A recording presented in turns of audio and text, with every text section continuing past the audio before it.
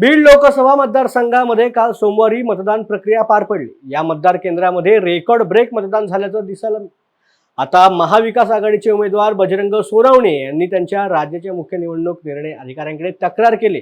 यामध्ये परळी तालुक्यामधील 10, केज तालुक्यामधील 2, माजलगावमधील 1, धारूरमधील 4, आष्टी आणि पोटोद्यामधील प्रत्येकी एका गावामध्ये इन कॅमेरा फेरमतदान घ्यावे अशी मागणी सोनवणे यांनी केली। या गावांमध्ये मतदान केंद्र ताब्यात घेऊन बोगस मतदान केल्याचा आरोप त्यांनी केला आहे।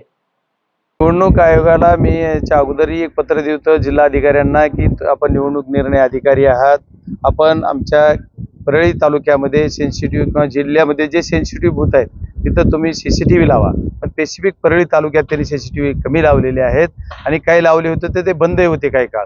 आणि तिथल्या बाबतीत मी काल जे बघितला प्रकार एवढा भयान प्रकार परळीमध्ये करून घेतलाय की काही जणांना दाबदडप, विशेषतः धर्मापुरी गाव, इंजे गाव, मी एवढे जवळ 12 ते 17 गावाची जवळपास लिस्ट पाठवली। त्या गावामध्ये त्यांनी विशेष करून सगळ्यांना दाबदडप करून वन साइडेड मतं करून घेतलेले आहेत। एका 2 माणसांनी मतं घेतलेत, काही जणांना शाई लावून काढलेले आहेत, काही मयत झालेल्या लोकांची मतं झालेली आहेत। मयत झालेल्याची मतं कशी होऊ शकतात हे असे प्रकार घडलेत। त्याच्यामुळे कलेक्टर महोदयांना आम्ही आज आपल्याच्या ह्याच्या संदर्भात गेलो होतो किंवा तुम्ही असं झालेलं आहे कसं, तर त्यांनी म्हणले की नाही आम्ही याला रिसिव्ह पण देऊ शकत नाही। असा नियम आहे की जिल्हा अधिकाऱ्याच्या मार्फत निवडणूक निर्णय अधिकारी जे आहेत आपले बीडचे यांच्या मार्फत आपण निवडणूक आयोग महाराष्ट्र आणि भारत देश यांना पाठवलं पाहिजे आणि आम्ही तशा पद्धतीने यांच्या मार्फत पाठवायचं मायना असल्यामुळे पाठवला। ते म्हणजे आमचा याच्यावर उल्लेख नाही, आम्हाला प्रतिलिपी नाही। आता या जिल्हा अधिकारी आहेत यांना त्याचं लॉ माहित आहे, सर्व माहित आहे, ते जाणीवपूर्वक काहीतरी बोलतात आणि आमच्या सर्व टीमला आता त्यांनी काढून दिलंय की आम्ही हे काही करणार नाही, आम्ही याच्यावर निर्णय घेऊ शकत नाही, आम्हाला माफ करा।